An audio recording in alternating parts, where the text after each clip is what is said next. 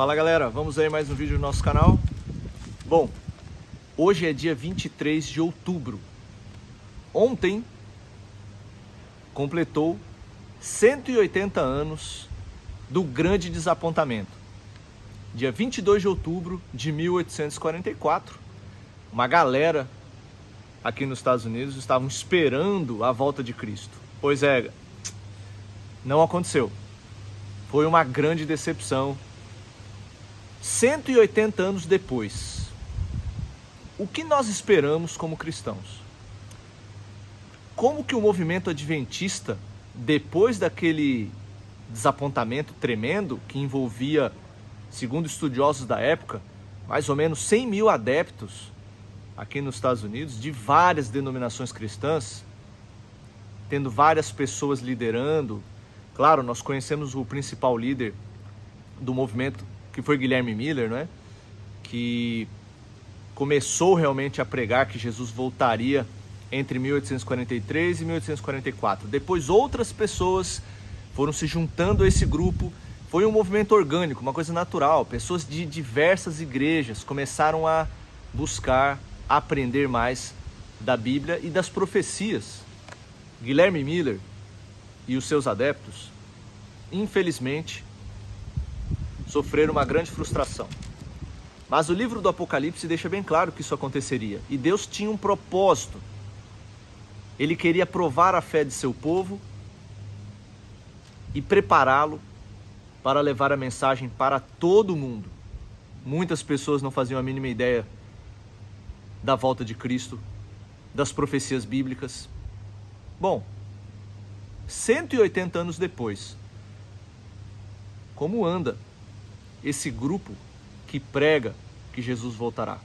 O livro do Apocalipse deixa claro que um remanescente surgiria e levaria essas verdades para todos os lugares do mundo. Um desafio muito grande. Os adventistas do sétimo dia acreditam que herdaram desse movimento milerita, desse adventismo inicial, porque todo mundo que acreditava no segundo advento de Cristo era chamado de adventista. Não importava a denominação, batista, metodista ou luterana, enfim.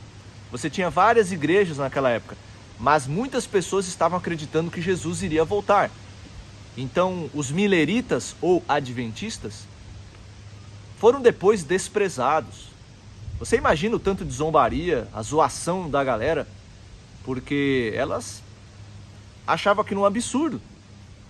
E aquele grupo acreditava, eram muitas pessoas acreditando que Jesus voltaria realmente no dia 22 de outubro de 1844. Mas nada aconteceu. Das ruínas desse grande desapontamento, foi surgindo um grupo que continuou insistindo nos estudos proféticos. Voltaram ali no capítulo 8 de Daniel e tentaram entender melhor que purificação seria essa após essas 2.300 tardes e manhãs, como diz ali o versículo 14. Depois de 2.300 tardes e manhãs, o santuário seria purificado. Aonde seria esse santuário? Como que isso realmente aconteceria? O que houve de errado com toda a análise profética, com os estudos daquele grupo? E com certeza, o livro do Apocalipse confirma que Deus dirigiu essas pessoas e não permitiu que a fé delas acabasse de vez. Elas continuaram aprendendo mais, nova luz foi dada a essas pessoas e eles começaram a entender melhor alguns pontos, e então você tem o surgimento da Igreja Adventista do Sétimo Dia. A missão é levar ao mundo todo a mensagem de advertência e de juízo, a mensagem de que em breve Jesus voltará. E você faz parte. Deus está chamando você também para se juntar a esse movimento. 180 anos depois, nós continuamos firmes acreditando que estamos cada dia mais perto. Deus abençoe você e que você não perca a sua fé, a despeito das dificuldades, dos desapontamentos da vida e também da zombaria das pessoas, do que eles falam, que você possa olhar para Cristo e acreditar em suas promessas. Pessoal, beleza? Bom dia. Bom, eu estou aqui na casa de Ellen White e o Tiago White, né? O James. Bom, eles moraram aqui de 1856 a 1863. Então, assim, aqui em Battle Creek, né, no Michigan, nos Estados Unidos, foi o primeiro lugar, essa é a primeira casa que o casal adquiriu. Eles, fundadores, né, junto com outras pessoas da Igreja Adventista do Sétimo Dia. E vocês conhecem uma história repleta de desafios que Ellen White e o seu marido tiveram. Nesta casa aqui, esta casa é original, de fato eles realmente moraram aí, ela foi reformada obviamente ao longo dos anos, mas aqui ela morou com os 4 filhos, foi o único local onde ela morou com os 4 filhos. Quem conhece a história de Ellen White sabe que ela acabou perdendo 2 filhos, né? O mais novo, bebê ainda, e posteriormente o mais velho, vítima de uma pneumonia muito séria, enfim. Bom, algumas coisas dessa casa são interessantes para você refletir a respeito. Foi nessa casa aqui que Ellen White teve a primeira visão do grande conflito. Então é ali em cima, o quarto dela ficava ali em cima, naquela janela da esquerda, as duas em cima ali é o quarto dela, e ela teve ali a primeira visão. E no seu quarto ela teve, então, outras, viu anjos ali, Deus falou com ela em situações diferentes. Bom, galera, eu preciso fazer aqui uma correção aqui de uma informação, mostrando aí a casa de James e Ellen White em Battle Creek. Eu falei aí que ela teve a visão do grande conflito. Bom, eu me equivoquei na informação, então vou corrigir ela aqui, beleza? Ellen White teve a visão do grande conflito no estado de Ohio, em um funeral. Então, quando ela retornou para Michigan, né, para a vila ali em Battle Creek, então ela transmitiu essa visão para aquele grupo de adventistas que moravam ali, né? A partir desse momento, ela começou a ter outras visões. Então, ela, nessa casa que eu mostro aí, ela teve sim vários sonhos e visões. Claro, ela viu o seu anjo, conversou com ele várias vezes. Ela começou a escrever a série do Grande Conflito, que são vários livros, né?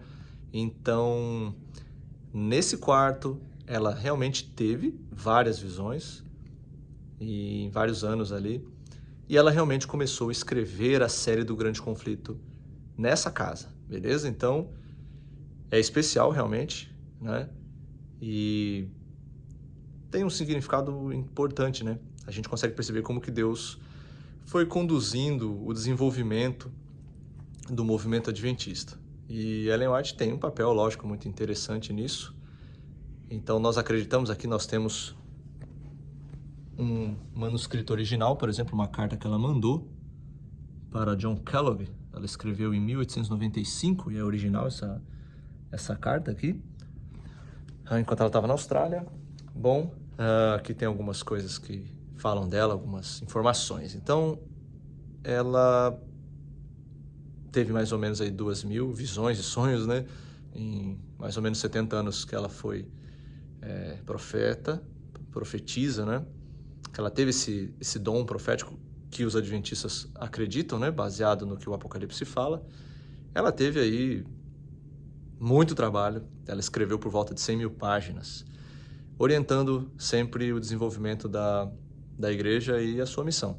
Ela sempre deixou bem claro que os seus escritos não eram nem iguais e nem superiores à Bíblia, obviamente, né? Então é isso aí. Nesse quarto, Ellen White teve muitas visões, mas a visão do grande conflito ela teve em outro local, mas ela começou a escrever a série realmente do grande conflito nessa casa. Vamos voltar para o vídeo então aí. Essa casa é interessante, né? Ela carrega toda essa história, e para os adventistas do sétimo dia, o seu ofício foi muito importante. Nós entendemos pelo texto do Apocalipse, né, que o dom profético seria uma realidade para o remanescente no fim dos tempos. E claro, é um privilégio poder conhecer aqui um pouco da história do adventismo. Beleza? E aí, galera, essa aqui é a réplica da primeira igreja que fizeram aqui em Battle Creek, né? Cabia mais ou menos aí umas 40 pessoas, como vocês podem ver aqui, da idade e a época que funcionou, 1857 a 1867. 10 anos aí. Essa igreja ficava um pouco mais para baixo aqui, mas ela foi reconstruída igual o prédio original, beleza? E aqui dentro aconteceram algumas coisas interessantes. Você teve, lembrando que não era esse prédio, é uma réplica, ele ficava um pouquinho mais para baixo, mas é igualzinho, né? E aqui eles fizeram um monte de coisas.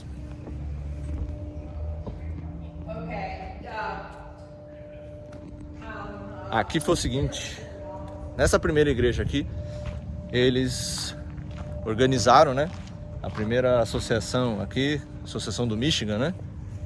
E depois de um tempo também, eles acabaram organizando a Associação Geral. Representantes da igreja na região, o que eles tinham na época, não eram muitos membros, e também escolheram aqui, nessa igreja, um nome, né? Foi escolhido o nome Igreja Adventista do Sétimo Dia também, nessa primeira igreja que eles tiveram aqui em Battle Creek. Mas essa réplica aí é igualzinha. Aqueles bancos lá dentro são originais, viu? Então é uma oportunidade bacana de conhecer aqui um pouco mais da história do Adventismo. Valeu!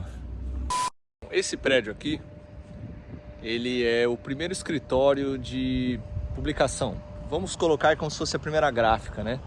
Que eles organizaram e construíram aqui para publicar os panfletos, as revistas, espalhando aí a mensagem adventista aqui na região. Bom, de 1855 a 1861, era aqui que James White, né, Tiago White, marido de Ellen White, estava trabalhando, né, desempenhando esse papel, nesse desafio de publicar, né, a mensagem adventista. Então nós temos um prédio bem bacana aqui.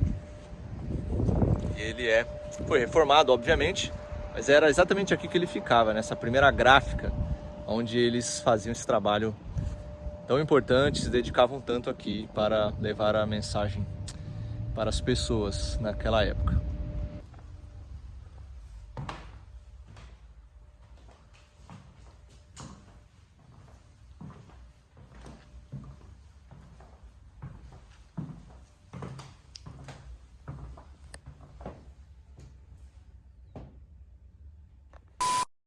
Bom, esse quadro aqui, ele retrata muitos pioneiros do Adventismo, né?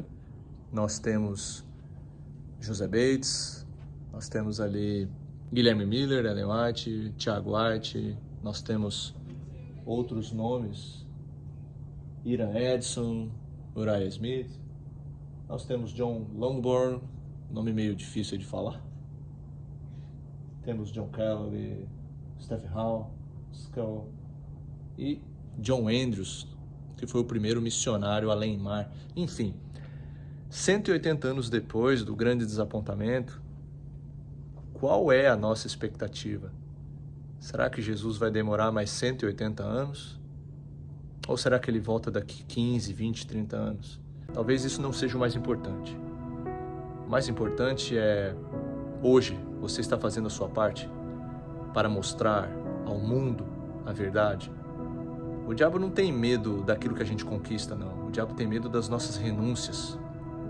Ele tem medo daquilo que nós podemos nos tornar nas mãos de Cristo. Que Deus te abençoe, que você faça parte desse projeto de Deus, dessa missão que Ele confiou a tantos homens e mulheres ao longo dos anos, para que finalmente Jesus possa voltar. Grande abraço. E claro, se prepare.